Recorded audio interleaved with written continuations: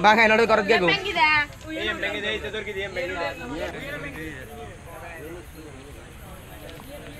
কক্সবাজার থেকে ঢাকাগামী পর্যটক এক্সপ্রেস ট্রেনে ভয়াবহ একটি দুর্ঘটনার আশঙ্কা তৈরি হয়েছিল।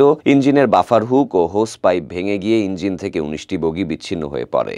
তবে শেষ পর্যন্ত কোনো হতাহতের খবর পাওয়া যায়নি। সোমবার রাত ৯:৩০টার দিকে চট্টগ্রামের পটিয়ার কমল মুন্সির হাট স্টেশন এলাকায় এই ঘটনা ঘটে। ঘটনার পর দীর্ঘ সময় রেললাইনে আটকে থাকে প্রায় ৯০০ যাত্রী। ভোগান্তি পোহাতে হয় ঘণ্টার পর ঘণ্টা। আতঙ্কিত হয়ে পড়লেও শেষ পর্যন্ত বড় ধরনের দুর্ঘটনা এড়ানো সম্ভব হয়। রেলওয়ে সূত্র জানায়, কক্সবাজার থেকে ছাড়ার পর ট্রেনটি কমল মুন্সির হাট স্টেশনে পৌঁছালে হঠাৎ করে ইঞ্জিনের বাফার হুক ও হোস পাইপ ভেঙে যায়। এতে বগিগুলো আলাদা হয়ে স্টেশনে দাঁড়িয়ে থাকে আর চালক ইঞ্জিন নিয়ে চট্টগ্রামের দিকে এগিয়ে যান। রাত ১১টা পর্যন্ত বগিগুলো রেল লাইনে আটকে ছিল। পরে চট্টগ্রাম নগরের পাহাড়তলী থেকে উদ্ধারকারী একটি ইঞ্জিন পাঠানো হয়। সেই ইঞ্জিন পৌঁছার পর যাত্রীদের নিরাপদে গন্তব্যে পাঠানোর ব্যবস্থা করা হয় বলে নিশ্চিত করেছেন পটিয়া রেলওয়ে স্টেশনের মাস্টার মোহাম্মদ পাভেল। প্রায় ৯০০ যাত্রী থাকা এই ট্রেনের ঘটনায় কেউ আহত না হলেও যান্ত্রিক ত্রুটি ও নিরাপত্তা ব্যবস্থার ঘাটতি নিয়ে প্রশ্ন তুলেছেন অনেকে।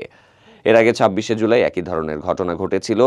কক্সবাজার থেকে ঢাকাগামী কক্সবাজার এক্সপ্রেস ট্রেনের গার্ড ব্রেক বগির হুক ভেঙে গিয়ে সেটি মূল ট্রেন থেকে বিচ্ছিন্ন হয়ে পড়ে চট্টগ্রামের বোয়ালখালী উপজেলার গোমদণ্ডী স্টেশন এলাকাতে গিয়ে পড়ে।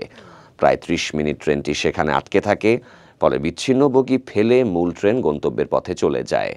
টানা এ ধরনের ঘটনায় যাত্রীদের নিরাপত্তা নিয়ে শঙ্কা বাড়ছে। একের পর এক দুর্ঘটনামূলক পরিস্থিতি থেকে বেঁচে গেলেও বারবার এমন যান্ত্রিক ত্রুটি রেলওয়ের সক্ষমতা ও নিরাপত্তা ব্যবস্থার প্রতি আস্থা কমিয়ে দিচ্ছে বলে অভিযোগ যাত্রীদের।